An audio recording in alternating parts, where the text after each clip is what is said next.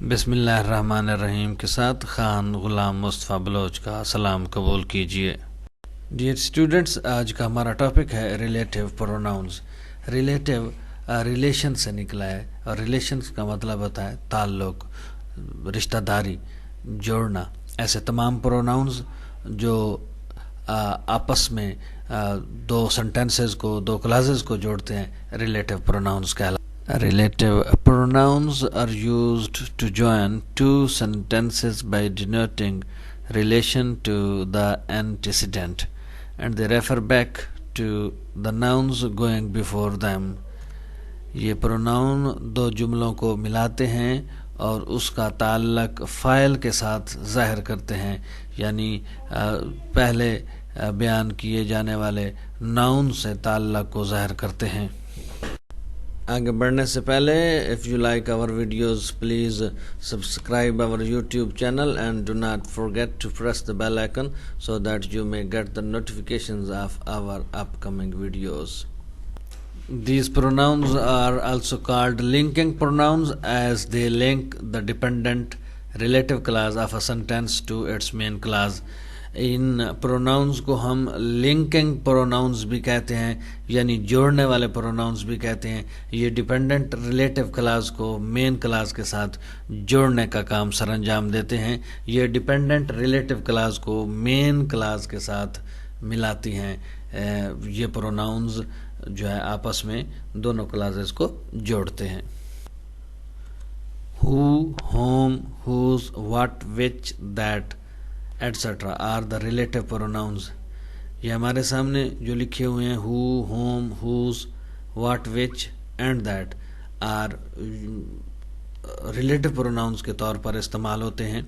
आइए देखते हैं कि इनका इस्तेमाल कैसे होता है, कहाँ पर ये इस्तेमाल होते हैं। These are usually used in the middle of a sentence. बेशतर ये फ़िक्रे के दरमियान में इस्तेमाल होते हैं, लेकिन कभी कभार some time what, who and whom, ये तीन प्रोनाउंस रिलेटिव प्रोनाउंस फ़िक्रे के शुरू में भी इस्तेमाल हो सकते हैं, लेकिन ऐसा बहुत कम होता है। आइए हम इनके इस्तेमाल की कुछ एग्जांपल्स देखते हैं। Relative pronoun who as a subject इस्तेमाल होता है, फाइल के तौर पर इस्तेमाल होता है। एंड पर्सन्स ओनली, यानी सिर्फ अफराद के लिए, पर्सन्स के लिए इस्तेमाल होता है।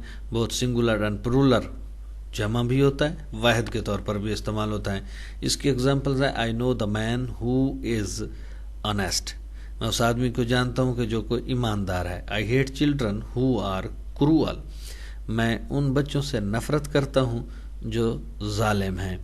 इन दोनों फ़िक्रात में पहले फ़िक्रे में हु जो है वो बतौर सिंगुलर इस्तेमाल हुआ है, क्योंकि उसके बाद जो वर्ब है वो सिंगुलर है, जबकि दूसरे फ़िक्रे में हु बतौर प्लूरल, जमा के तौर पर अफराद के लिए इस्तेमाल हुआ है, और उसके साथ जो वर्ब है वो भी प्लूरल इस्तेमाल हुआ है, यानी चिल्ड्रन एक से ज़्यादा हैं तो हु आर क्रूअल, तो इसके साथ जो इस्तेमाल हुआ वर्ब वो भी प्लूरल इस्तेमाल हुआ है।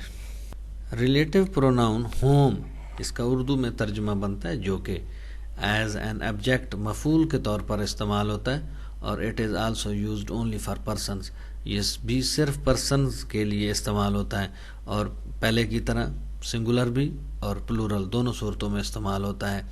आइए एग्जांपल देखते हैं। This is the boy home all praise, ये वो लड़का है जिसकी सब तारीफ़ करते हैं, बतौर ऑब्जेक्ट इस्तेमाल हुआ। This is the person whom we met in the party, ये वो शख्स है जिसे हम पार्टी में मिले। तो दोनों फ़िक्रात में होम बतौर ऑब्जेक्ट इस्तेमाल हुआ है। पहले फ़िक्रे में जो है वो जमा के तौर पर, जबकि दूसरे फ़िक्रे में वाहिद के तौर पर इस्तेमाल हुआ है। हुज़ का तर्जुमा उर्दू में जिसका, किसका, और ये मोस्टली मलकियत को ज़ाहिर करने के लिए, पोसेसिव सिचुएशन को ज़ाहिर करने के लिए इस्तेमाल होते हैं। पर्सन्स और थिंग दोनों सूरतों में इस्तेमाल होता है। एग्जाम्पल है, this is the man whose books are dropped, ये वो शख्स है जिसकी किताबें गिर गई हैं।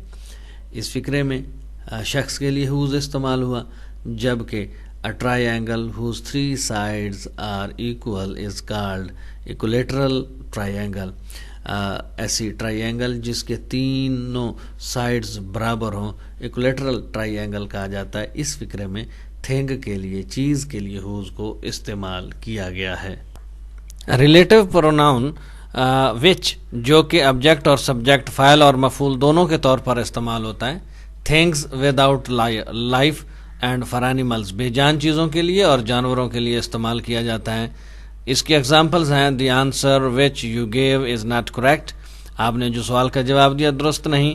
دس از دا کاؤ وچ از ملکنگ، یہ وہ گائے ہے جو دودھ دے رہی ہے. The moment which is last for ever, جو لمحہ ضائع ہو گیا وہ ہمیشہ کے لیے ضائع ہو گیا. ان دونوں مطلب ہے تینوں فقرات میں، ان تینوں اگزامپلز میں وچ جو ہے وہ بطور آبجیکٹ بھی استعمال ہوا ہے اور سبجیکٹ بھی استعمال ہوا ہے. بے جان چیزوں کے لیے اور جانوروں کے لیے اس کو استعمال کرتے ہیں. ریلیٹو پروناؤن دیٹ وہ یا جو کہ پرسنز، اینیملز اور تھنگز کے لیے استعمال ہوتا ہے، چیزوں کے لیے استعمال ہوتا ہے. 3 ایگزامپلز پرسن کے لحاظ سے، اینیمل کے لحاظ سے اور تھنگز کے لحاظ سے ہم نے سامنے دیا اور بتایا. اور سبجیکٹ استعمال ہوتا ہے، here is the book that you want, here is the book that you want. You کے لیے یہ لفظ استعمال ہوا ہے، پرسن کے لیے. آپ جو ہے وہ کتاب جو آپ کو چاہیے یہاں پر موجود ہے. A dog that barks seldom bites. And the third example is take anything that you like. آپ کو جو چیز پسند ہے اس کو لے لیں. یہاں پر یہ بطور سبجیکٹ تینوں سینٹینسز میں ریلیٹو پروناؤن دیٹ استعمال ہوا ہے. پرسنز کے لیے استعمال ہوتا ہے، اینیملز کے لیے اینڈ تھنگز کے لیے. مجموعی طور پر ہم سمرائز کریں گے اس پوری گفتگو کو. ہم آخر میں کہنا چاہیں گے کہ ریلیٹو پروناؤنز وہ ہوتے ہیں جو فقرے میں باتوں کو، دو کلاسز کو آپس میں جوڑتے ہیں، ان کے درمیان ریلیشن شپ کرتے ہیں، ان کو ریلیٹ کرنے کے لیے، لنک کرنے کے لیے استعمال ہوتے ہیں. یہ تمام words who, which, what, that, یہ ریلیٹو پروناؤنز بطور استعمال ہوتے ہیں. عمومی طور پر ان کی ایک نشانی ہے کہ یہ فقروں کے موسٹلی درمیان میں استعمال ہوتے ہیں، یعنی دو باتوں کو جوڑنے کے لیے استعمال ہوتے ہیں. اب تک کے لیے اتنا ہی. Thanks for being with us and wait for the next videos. اللہ حافظ.